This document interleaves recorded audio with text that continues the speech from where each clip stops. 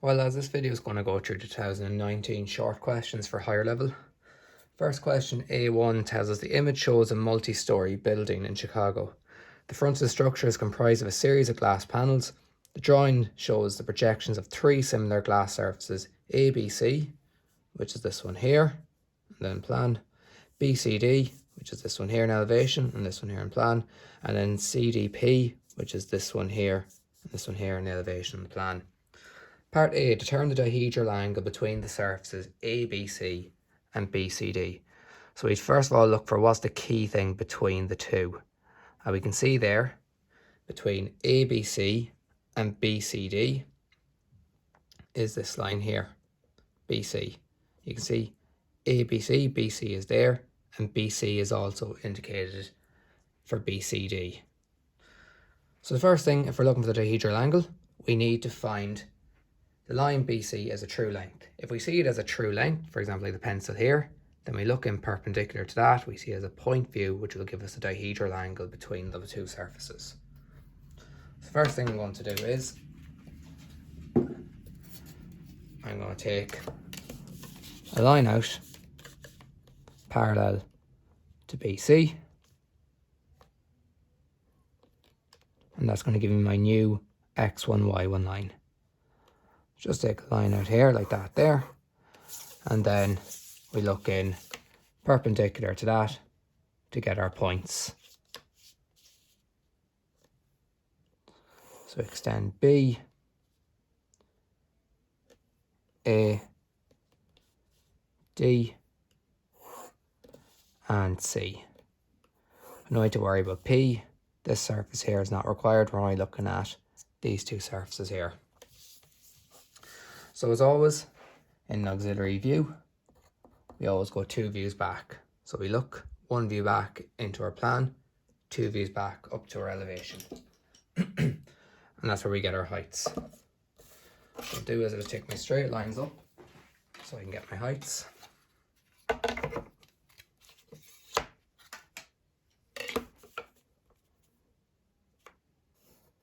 So A and B are actually on the same line.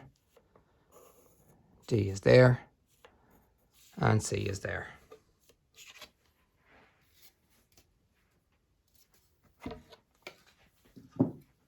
So the measurements. I'll take C first here. So the height of C is that point there. Follow it down, follow it out. There's C there.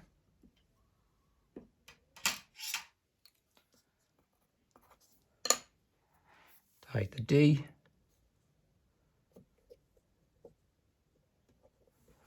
follow it down, follow it out. D is there. A and B are on the same line here. A follow down to here, and the height of B, stretch that out to there, and then mark it up here.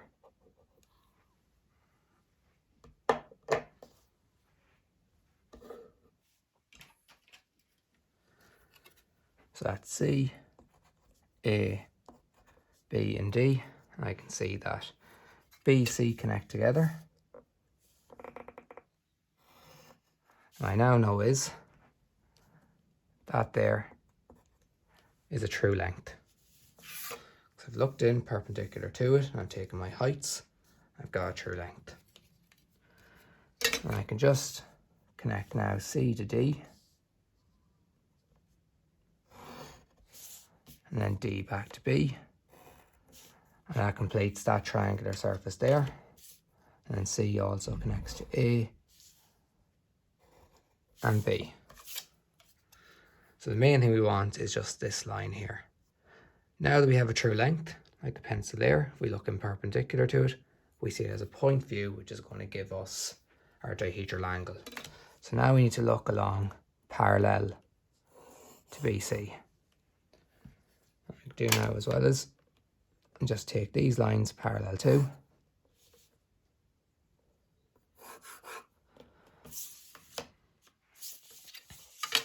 and then go perpendicular to that to get my second XY line.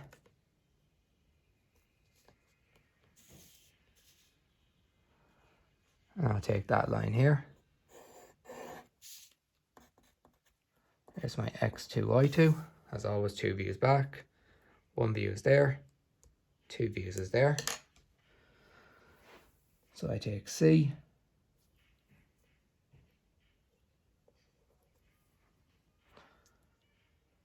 Find C here. And because C and B are on the same line, they're going the same distance. So there we go, we see CB as a point.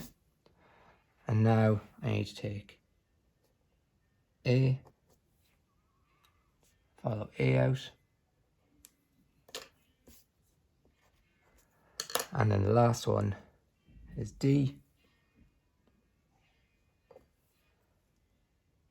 Take D up to there. And then what I get is my dihedral angle is the angle between there and there. So that gives me my dihedral angle between it. Next thing it tells us is draw the elevation and plan of a horizontal line on surface CDP, which will pass through point P. Determine and indicate in degrees the inclination of this line to the vertical plane. So we're told it's a horizontal line from P. And we take it across. Just move this down a bit. We take that across. And where it hits the line CD. I now have my horizontal line. I take my point down. There it is there. Hits CD at that point. Connect it back to P. And because the XY line, when we look down and plan, the vertical plane appears as a line, so therefore that's an edge view. Therefore automatically that's the angle we require in between. And if we measure that with our protractor, it should measure 26 degrees. So that's the angle we should get in between them. As always, if you're a degree above or a degree below, they'll still give you the marks for that. Next one, A2. The image below shows the AOL building in Dublin. The curve is a hyperbola. The drawing on the right shows the axis AA1, directrix DD1, focus F and the eccentricity line E of a similar hyperbola. A number of points in the curve are also given. So they're already giving you the point there and the point here, and they're kind of showing you already how to actually solve the question. Part A first. Locate the vertex and then 5 additional points on the curve and draw the top portion of the hyperbola. So the first thing, as always with all conics, if we want to find the vertex, we always go back 45 degrees to hit our eccentricity line. And we take that down there. That gives us our vertex as a result. So that's the first step done. Next thing we have is, we're already given 3 points here. So we can take these 3 down. And what we need to do is just take 2 more. So what I'll do is in between the focus and the vertex, I'll place 2 more lines there. So you can see what the situation is for the first point here. That ordinate taken up, where it hits the eccentricity, we go back until it hits our focal line. And then from here, we take this distance in our compass with the center here, we take it back to hit that line originally.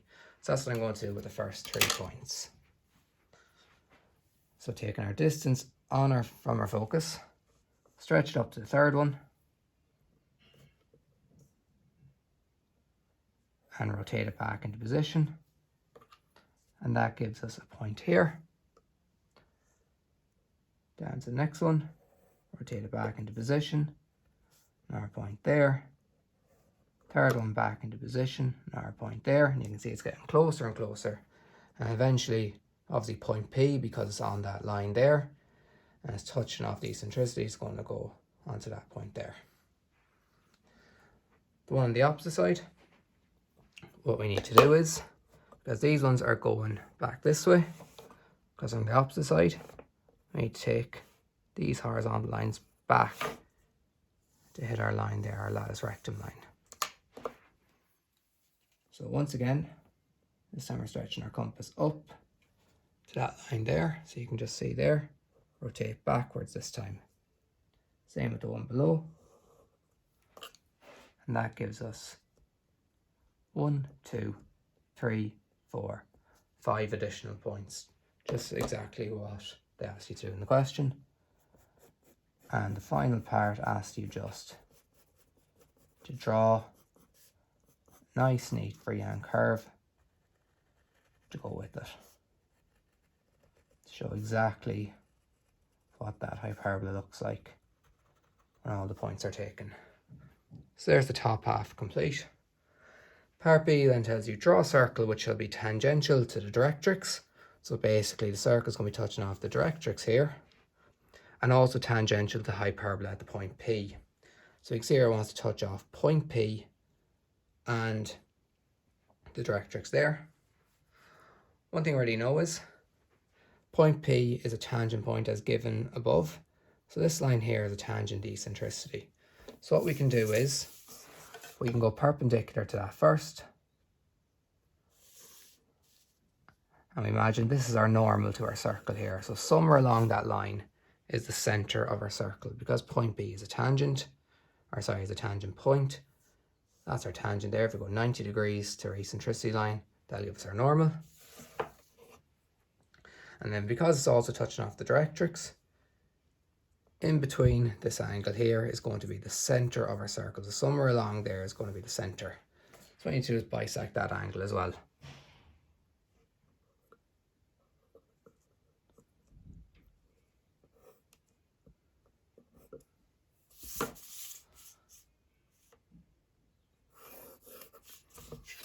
So now we have our center. It's touching off here. And then what I can do is, I can draw another normal. So I can see exactly where it's going to touch there. Because that's a tangent line, so that's a normal. Going through the center gives our tangent. This distance from here to here is the same as here to here. So now I can draw in my circle.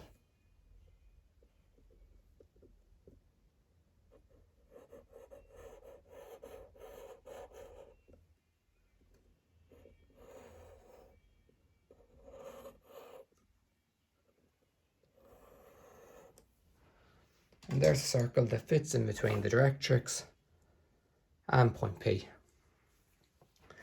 The next one we're going to look at is A4. We're skipping A3 because that's a topic we haven't covered. So we're going to go on to A4, the perspective question. So that will give us our 3 there out of our 4 that we have to do in the exam. So perspective tells the drawing on the right shows the plan and the partially completed perspective drawing of the end portion of a GAA pitch. The goalposts are also shown. The position of 2 vanishing points are given in the perspective drawing. Complete the perspective drawing of the given end portion of the pitch. So what I want to do is just basically complete the perspective given.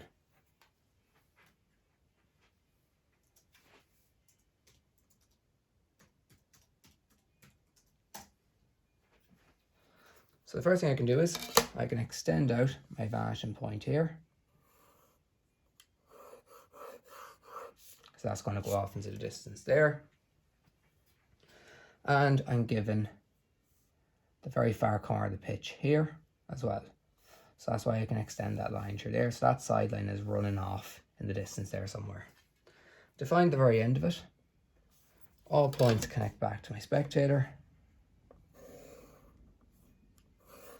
And where they hit the picture plane, they go perpendicular to the picture plane then as well.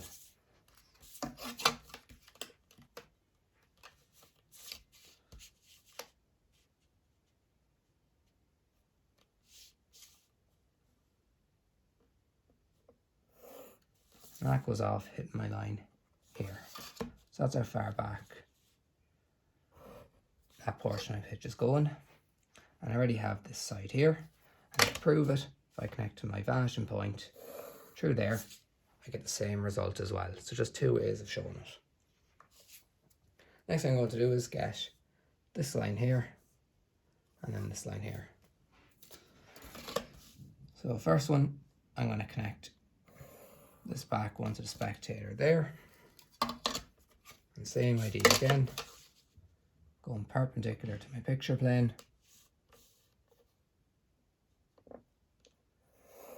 Take that to there. And that's this line going. That will connect back to my vanishing point on the left. And that will give me that line there. And then my next line is this one here. Same idea again. Connect that back to my spectator there. And where it hits it,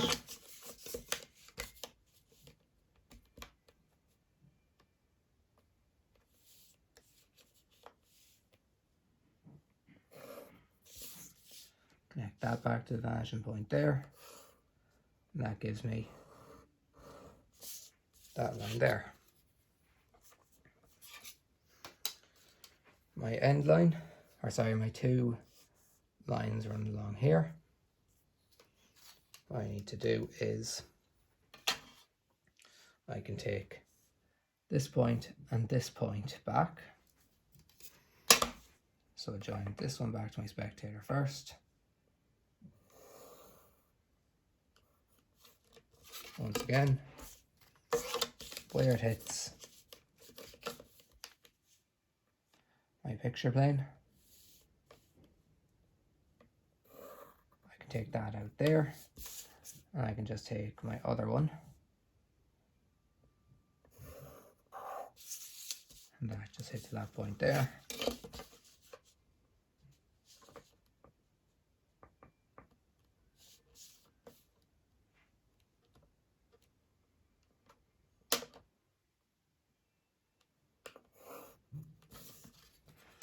And they can connect back to the vanishing points, giving me that line there.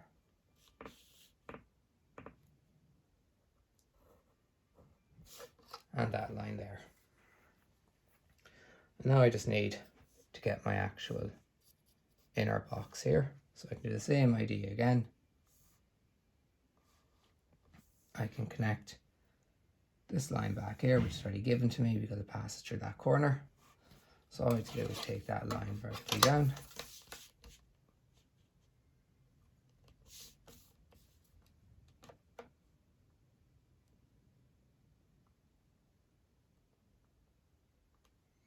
Passes through there, give me that point. And then the one on the opposite side, join to my spectator.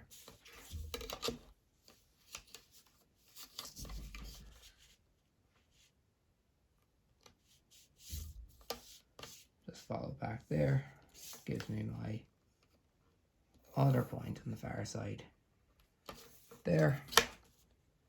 What I can do is I can just take these out lightly for now, and what I'm told is where I connect these two corners here, it will give me the line there.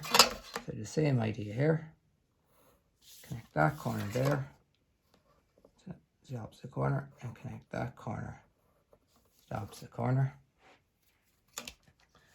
and then where those hit my vanishing point, I can get my line in between, giving me that small box at the front. And the last thing I need to do is to determine and show the true height of the goalpost upright.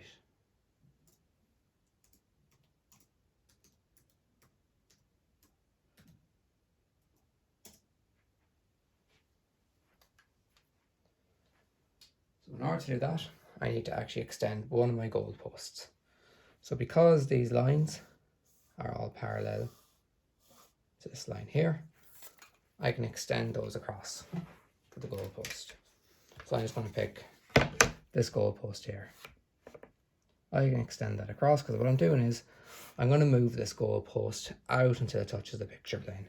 If I move it out to touch the picture plane, that gives me a true height then, because remember, everything that touches off the picture plane is a true height, and because it's in the distance, we don't know what its true height is. So what I can do is I can take it out to here to touch the picture plane first, to then take it back here, which you can see it actually touches off this line here already. So I have that there. So I just extend it out to my ground line. And then what I then need to do is I need to go from my vanishing point through my goal post on the left there, because remember, this is the one I'm picking. There it is there. I'm giving it in perspective. What I get is this height between here and here is the true height of my actual goal post then. So basically I went parallel to where my extreme line of my vector was back to my vanishing point. That's on that line there. Where it hits the picture plane is here. Take it out there. So somewhere along that is my true height. I've been given the height of my goalpost in perspective. So what I do is connect to the vanishing point, extend it out till it hits my line that's extended from the ground line, and that gives me my height h. And that completes 3 out of the 4 Section A questions for higher level. Hopefully that video helps.